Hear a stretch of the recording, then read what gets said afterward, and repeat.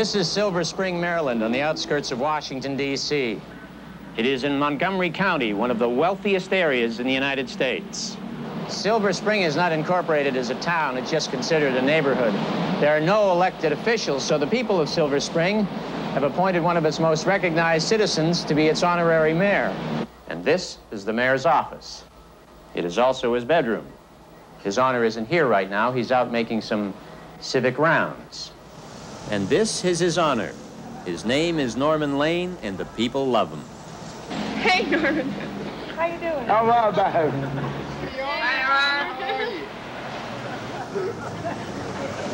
doing? Take it easy.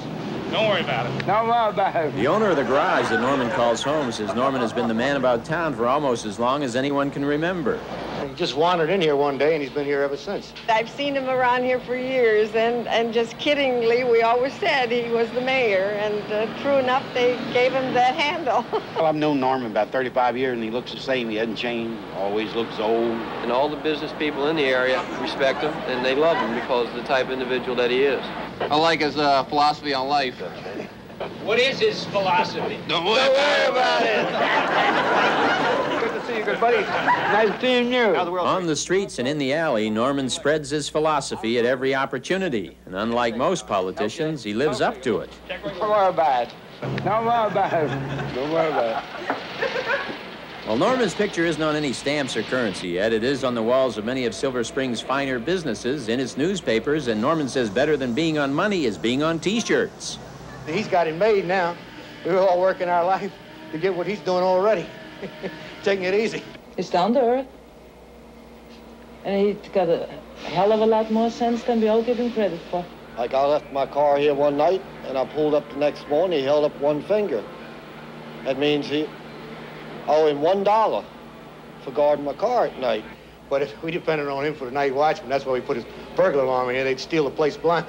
Don't worry about it. Like most politicians, Norman enjoys making the rounds, and like some politicians, he enjoys drinking a few rounds. But like all politicians, when there's a camera around, he wants to make sure it's on him. Don't worry about it. Don't worry about it. You want to do it again? What do you mean by that? Don't worry about it. You got the hair in the way. All of a sudden, you think you're Fred Silverman? Well, all the other winos running up and down the alley, there's plenty of them around here. They could actually be the city council if they wanted them to be. I would categorize Norman as not a wino, but a professional bum. There has been occasions where some of the newer police officers who are not familiar with Norman and would tend to think when they first saw Norman that he was a bum or he was drinking in public, and they might run him into the police station. And as a result of running him into the police station, the captain of the district would find out, and the new officer may or may not be told that this is the mayor of Silver Spring. Like many of our country's community leaders, this is not Norman's only office. Norman's other office is this television repair shop across the alley. It's his combination post office and treasury. This is where he picks up his Social Security checks and his food stamps. What you been doing? Huh? What you been doing? Playing golf with Carter. And we're back.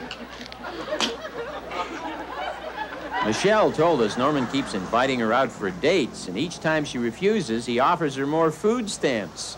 We asked her how many food stamps it would take for her to accept. A lot. He doesn't have teeth, he says. It wouldn't hurt to nibble on my... You should see Norman eat an apple with no teeth. He cashes his check at the bank, right at Suburban Trust. Comes over here,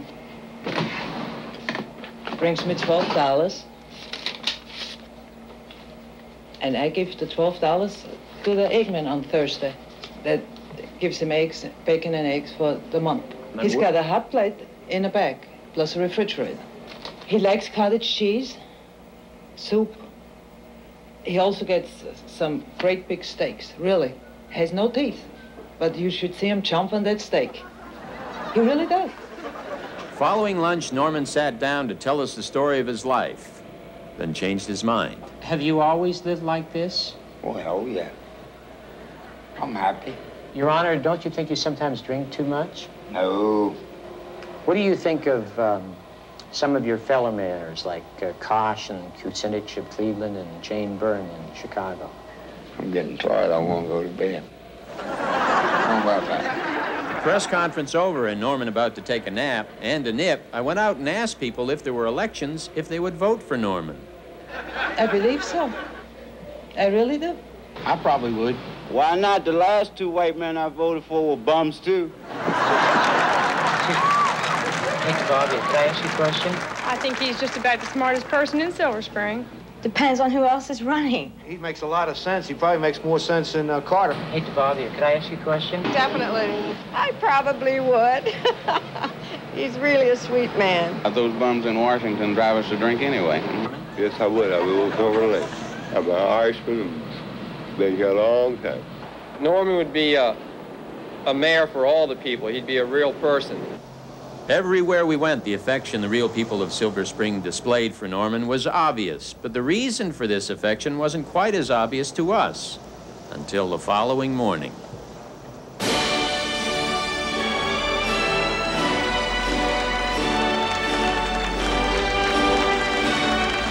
A couple of times a week, Norman gives up a couple of beers, puts on his white tuxedo jacket, and buys a couple of dozen roses, and gives them to all the lovely ladies of Silver Spring, which to Norman means every lady.